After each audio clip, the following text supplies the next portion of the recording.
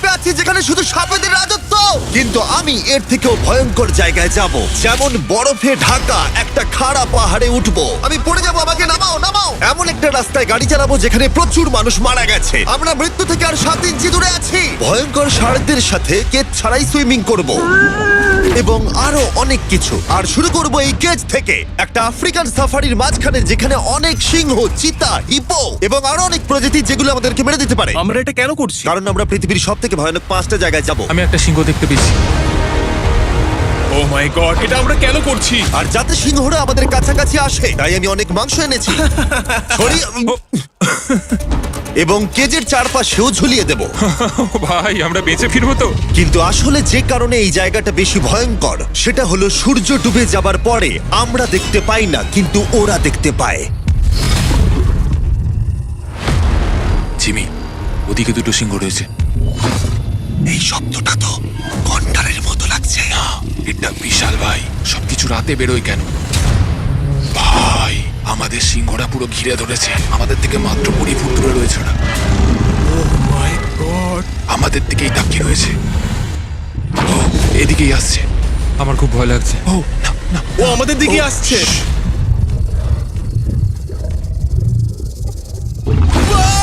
সিংহগুলো আমাদের চারপাশে ঘুরেই যাচ্ছিল। আমরা হয়তো এই ভিডিওটা করতে গিয়ে মারাই যাবো। আর এটা তো সবে শুরু, কারণ এই ভিডিওতে পরের জায়গাগুলো আগের জায়গার থেকে আরো অনেক বেশি ভয়ানক হতে চলেছে। শেষে থাকবে এমন একটা দ্বীপ যেটা সম্পূর্ণ বিষাক্ত সাপে ভরা। আর এবার আমরা আইস ক্লাইম্ব করব একটা বিশাল ভয়ানক ঠান্ডায় জমে যাওয়া জলপ্রপাতে।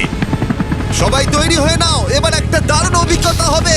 এই হেলিকপ্টারটা এখন ফিরে যাচ্ছে। আমরা পাহাড়ের মাঝখানে রয়েছি। আমরা এখানে কি করব? পরে দেখা হচ্ছে। এখন আমরা আইস ক্লাইম্ব করার জন্য তৈরি। আর এখান থেকে ফিরে আসার কোনো উপায় নেই। এই দুটোর মধ্যে যে কোনো একটা পথ দিয়ে এই বিশাল খাড়া পাহাড়ে উঠতে হবে এই ব্লেডেড বুটস আর এই আইস পিক্সের সাহায্যে। আমার জীবনে করা এটা সবথেকে ভয়ানক জিনিস। আমার জন্য প্রার্থনা করো। জিমি, তুমি চাও আমরা এই পাহাড়টা চড়ে ওপরে উঠি? হ্যাঁ, এটা অসম্ভব। সত্যি কথা বলতে আমার মনেই হচ্ছিল না এটা আমরা করতে পারবো। তারপর নোলানের সাথে যা হলো তাতে আমরা আরো বেশি ভয় পেয়ে গেলাম। আমি পারবো না বন্ধুরা, একটু দাঁড়াও। আমি বেরিয়ে যাচ্ছি, আমি পারবো তুমি না। হাল ছাড়তে পারো না। না, আমি পারবো না। আমার বিশ্বাসই হচ্ছে না নোলান এটা করবে। সত্যি ভাবিনি। নোলান কুইট করলো। আমরা কিন্তু প্রায় ওপরের দিকে রয়েছি। তোমরা এখন হাফ অবধি এসেছো। ও জিমি, নিচের দিকে দেখো না। ও মাই গড। যত উঠছি তত খাড়া হচ্ছে। আমার পা, আমি গ্রিপ পাচ্ছি না। ও ও ও ও। আরে তুমি পড়ে যাচ্ছিলে? ও মাই গড, আমি টপটা দেখতে পাচ্ছি জিমি। এটা আমার করা সব থেকে ভয়ানক জিনিস। আহ! এটা আমি পারবোই। আমাকে ওপরে উঠতেই হবে। দেখাও এটা কতটা খাড়া। প্রায় এসেই গেছি, হাল ছাড়লে হবে না। আর 10% বাকি। আমি এখন কাঁদতেও পারছি না, যদিও এসব করা আমার একেবারেই উচিত নয়। তুমি প্রায় এসেই গেছো জিমি। তবু আমি কোনো মতে এই জলপ্রপাতের উপরে উঠতে পারলাম। আমরা পেরেছি ভাই। আমরা পেরেছি। আহ, কিন্তু আমার মনে হয় নোলান একদম ঠিক করেছে। কিন্তু এবার আমরা দেখবো নোলান লিস্টের 3rd প্লেসে গিয়ে কি করে, যেটা অবস্থিত বলিভিয়ায়। সেখানকার ডেথ রোডে আমরা ড্রাইভ করব।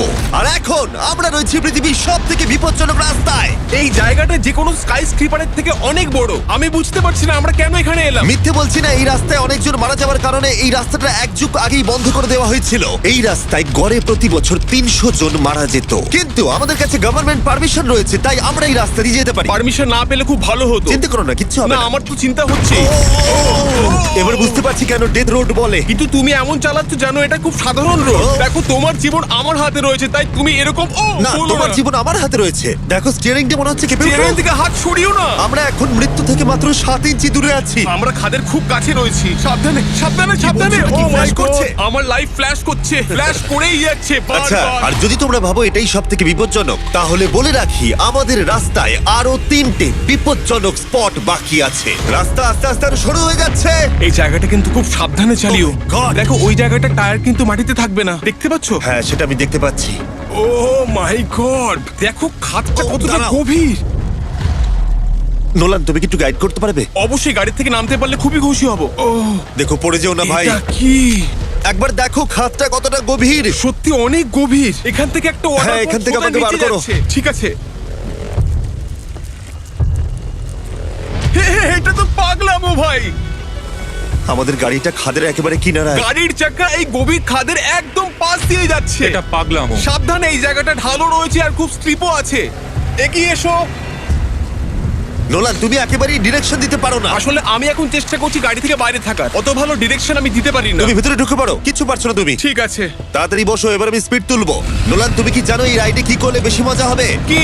আমাদের brand new festival screamy peanut butter cup খেলে। ও, আমি ভাবলাম তুমি বলবে গাড়ি আস্তে চালালে। না, ও মাই ফগ গড। অনেকটাই বেড়ে যাচ্ছে, সামনে ঠিকঠাক দেখা যাচ্ছে না। রাস্তার বেশ কিছু অংশ একেবারেই সাধারণ, কিন্তু বলিভিয়াতে ওয়েদার খুব তাড়াতাড়ি চেঞ্জ হবার কারণে হঠাৎ প্রচুর কুয়াশা মৃত্যুদূত হিসেবে সামনে চলে আসে। আরে দাঁড়াও দাঁড়াও দাঁড়াও দাঁড়াও দাঁড়াও দাঁড়াও, আমরা ধারে চলে এসেছি।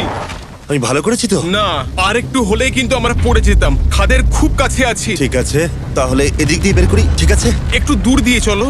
হ্যাঁ আরে, ঠিক আছে। ওটা কিসের আওয়াজ হচ্ছে? আমরা অনেক কাছ দিয়ে যাচ্ছি। আমি ভাবলাম সবকিছু একসাথে মিক্স করি আর বের করি আমাদের নিজেদের ফেস্টিভ্যাল কাপ।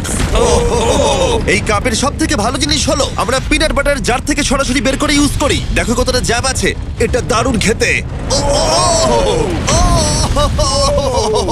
এছাড়াও এর মধ্যে আমরা ফেস্টিভ্যালস চকলেট দিয়েছি। তোমরা হয়তো জানো না, ফেস্টিভ্যালস এর কৃষকদের আমরা যথেষ্ট পারিশ্রমিক দিই। আমরা ফেয়ার ট্রেড সার্টিফাইড বিন ব্যবহার করি। আমরা একেবারেই শিশু শ্রমিক সমর্থন করি না। ও মাই গড, এই তিনটে জিনিসই কোনো আমেরিকান চকলেট কোম্পানি করে না। নোলান, হ্যাঁ এক যুগ তো কেটে গেছে, দেখে নাও বৃষ্টিটা ঠিকঠাক আছে কিনা। ঠিক আছে। আমি শিওর হতে চাই যে এটা ভেঙে পড়বে কিনা, কারণ আমি মরতে চাই না। নোলান, ব্রিজটা পরীক্ষা করো, সব ঠিক আছে? হ্যাঁ ঠিক আছে। বিগ চকলেট তাদের কৃষকদের মজুরি কম দেয় আর শিশুদের দিয়ে কাজ করায়। শুধুমাত্র পশ্চিম আফ্রিকাতেই লক্ষ লক্ষ শিশু শ্রমিক রয়েছে যারা কোকো ফার্মে কাজ করে। তাই তোমাদের এটা খাওয়া উচিত শুধুমাত্র স্বাদে দারুণ বলেই নয়, বরং চকলেট ইন্ডাস্ট্রিকে একটা বার্তা দেওয়ার জন্য। তোমাদের কৃষকদের যথেষ্ট পারিশ্রমিক দাও আর শিশু শ্রমিক প্রতিকার করো। এটা তো পাগলামো ভাই। আমরা ডেথ রোড সার্ভাইভ করলাম। এখনো অবধি আমরা সার্ভাইভ করেছি, কিন্তু পরের বোনাস প্লেসে কার্ল আর নোলান শার্কে ঘেরা সমুদ্রের একেবারে মাঝখানে যাবে। আর কিছু কারণবশত জলে কেজের মধ্যে থাকবো না। হ্যাঁ, ইউজুয়ালি আমরা এটাই ব্যবহার করি, কিন্তু এবারে আর করব না। এখানকার শার্কগুলো অতর্কিতে আক্রমণের জন্য বিখ্যাত, আর এটাই এই জায়গাটাকে ইউএস এর সব থেকে বিপজ্জনক করে তুলেছে। বিশ্বাসই হচ্ছে না আমরা এটা করতে চলেছি। ও মাই গড, এগুলো তো অনেক বড় সার। ও মাই গড। ভাই আমরা এটা কেজ ছাড়া কেন করছি? ভাই তোমার পেছনে পেছনে। ও মাই গড, এটা অনেক বড়। নোলান, এক্ষুনি ভাই নামো। আমার ইচ্ছা করছে না, নামো। আমি যেতে চাই না। সত্যি আমি মরতে চাই না ভাই, মরতে চাই না। ও মাই গড, এটা তো অনেক বড়। ঠিক আছে ঠিক আছে ভাই, এই শার্কগুলো তো দ্বিগুণ বড়। আমি আর যাচ্ছি না, হয়ে গেছে। কিন্তু দ্বিতীয় বিপজ্জনক জায়গার কাছে এটা কিছুই নয়, যেটা অবস্থিত অ্যামাজন রেন ফরেস্টের একেবারে মাঝখানে। এখানকার সৌন্দর্য দেখে বোঝা যাবে না জায়গাটা কতটা বিপজ্জনক, কারণ কিছু মুহূর্তের মধ্যেই এই জায়গাটা এরকম থেকে এরকম হয়ে যেতে পারে। একটু ঝড় বৃষ্টি হলেই এখানে জলস্রোত নেমে আসে এবং গোটা এলাকা ভাসিয়ে দেয়। আর আজকে আমরা দেখব গোকটা ক্যাটারাক্টস ওয়াটারফল, যেখানে জলস্রোত নেমে আসছে 1000 ফুট ওপর থেকে নিচে জলাশয়ের মধ্যে। আর এই মেঘলা দিনে আমার সাথে এসেছে এই যে এরা। এ হলো হেজ, 70 দিন জঙ্গলে কাটিয়েছিল। এ হলো বেলি, যে কিউবে 100 দিন কাটিয়েছিল। আমরা এখন অনেক ভয়ঙ্কর জিনিস করতে চলেছি, যেখানে মৃত্যুর সম্ভাবনাও আছে। না মানে দাঁড়াও, সেটা এসো এসো এসো তোমরা, চলো যাওয়া যাক। আর অনেকক্ষণ পরে আরো অনেকক্ষণ পরে সাবধানে। সব থেকে পিচ্ছিল জায়গায় ট্রেক করা, বিশাল খাড়া জায়গায় যাওয়া যেখানে এখনো মানুষের পা পড়েনি। বেঁচে গেছি। আমরা শেষ পর্যন্ত গন্তব্যে এসে পৌঁছলাম। এটা একটা ওয়াটারফল, দেখতে পাচ্ছ তোমরা? মানে একবার যদি স্লিপ খেয়ে দারুণ পড়ো লাগছে। তাহলে তোমরা শেষ। আর গাইডের সাহায্যে আমরা নদীটা সুরক্ষিতভাবে পার করলাম। এই দেখো, উই! আর তারপরে আমরা কিছু দড়ি সংগ্রহ করলাম, যাতে আমরা ওয়াটারফলের নিচ অব্দি দেখতে পারি। নিচ দেখতে পাচ্ছ? ওয়াও, এটা দারুণ লাগছে। হা!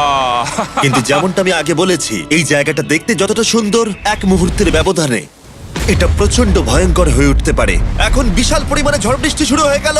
এই জন্যই এটাকে পৃথিবীর সব থেকে ডেঞ্জারাস প্লেস বলা হয়। এই ওয়াটারফলটা এখন আস্তে আস্তে অনেকটা ছড়িয়ে যাবে, অনেকটা জল বেড়ে যাবে, সবকিছু ভাসিয়ে দেবে। এখানে এখন জল অনেক বেড়ে যাবে আর আমাদের বেরোতে হবে। আমরা কি রোপগুলো ব্যবহার করে ওয়াটারফলের পাশ দিয়ে নিচে নামবো? না একদমই নয়, এটা খুবই বাজে আইডিয়া জিম। আমরা এখন জঙ্গলের মাঝে ফেসে গেছি, এটা তো বাজে ব্যাপার। কত রিস্ক আছে। জিমির দিক দিয়ে কিন্তু কাদা আসছে, অনেক কাদা। আর যে কোনো মুহূর্তে এখানে বাজও পড়তে পারি। আর সত্যি আমি চাই না তুমি মরে যাও।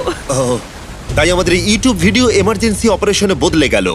একটাই উপায় আমরা বেরোতে পারবো, একই পিচ্ছিল এবং খারাপ পথ দিয়ে আমাদের ফিরতে হবে। আর কিছুক্ষণ বৃষ্টি হলে এই জলস্রোত সবকিছু ভাসিয়ে দেবে। তোমরা দেখতে পাচ্ছ জলের পরিমাণ অনেকটা বেড়ে গেছে, আমাদের রাস্তাও ব্লক হয়ে গেছে, আমাদের এই দড়ির সাহায্যে বেরোতে হবে, অনেকটা সময় লাগছে। তোমাদের মনে আছে যখন আমি এই নদীটা পার করছিলাম আর হাসছিলাম? এখন আর একদম হাসি পাচ্ছে না। আমার সত্যি খুব ভয় করছে যদি আমি পড়ে যাই। এই যে সেই ওয়াটারফল যেখানে আমি তলিয়ে যাব। জলের স্রোত দেখো, মানে দেখো, আমি মজা করছি না। এই দড়িটা ধরো আর নিজেকে ঠেলে ওপরের দিকে ওঠো। আমাকে মরতে দিও না। আর অনেকক্ষণ পরে জল আর কাদার বন্যায় ট্রেকিং করে আমরা এই পাহাড় থেকে প্রাণে বেঁচে ফিরলাম। এখন আমরা পৃথিবীর সব থেকে মারাত্মক জায়গায় যেতে চলেছি। আমাদের লিস্টে পৃথিবীর ভয়ঙ্করতম জায়গার মধ্যে 1 নম্বর। আর এই ভিডিওটা সব থেকে ভালোভাবে শেষ করার জন্য আমরা এসেছি পৃথিবীর সব থেকে বিপজ্জনক আইল্যান্ডে। কেন এমন আইল্যান্ডে যাচ্ছি যেখানে কিলিং মেশিন ভর্তি? মনে হয় আমরা মরবো। Bye bye. এখন থেকে অফিসিয়ালি আমরা কাল অবধি আছি। এটা সত্যি, আমরা পৃথিবীর সব থেকে বিপজ্জনক আইল্যান্ডে সারা রাত কাটাবো। আর আমাদের প্রতি পদক্ষেপে থাকবে অজস্র সাপ।